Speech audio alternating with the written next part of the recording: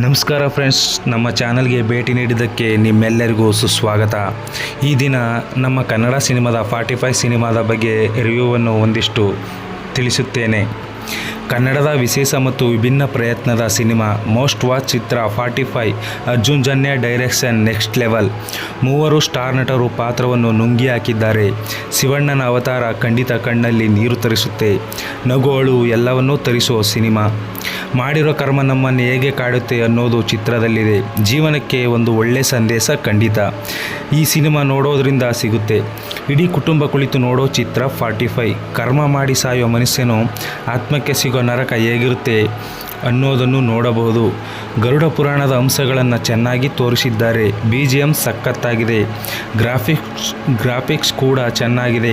ಒಂದೊಳ್ಳೆ ಸಿನಿಮಾಗೆ ಬೇಕಾಗಿರೋ ಎಲ್ಲವೂ 45 ಸಿನಿಮಾದಲ್ಲಿದೆ. ನಾಳಿನ ಸಿನಿಮಾ ನೋಡಿ ಎಂಜಾಯ್ ಮಾಡಿ. ಒಳ್ಳೆ ಸಿನಿಮಾ ಇದು ಯಾವ ಸಿನಿಮಾಗೂ ಹೋಲಿಕೆ ಬೇಡ. ಇದು ಬೇರೆ ರೀತಿಯ ಸಿನಿಮಾ. ಓಕೆ ಫ್ರೆಂಡ್ಸ್, ವಿಡಿಯೋನ ಪೂರ್ತಿ ನೋಡಿದ್ದಕ್ಕೆ ಥ್ಯಾಂಕ್ ಯು.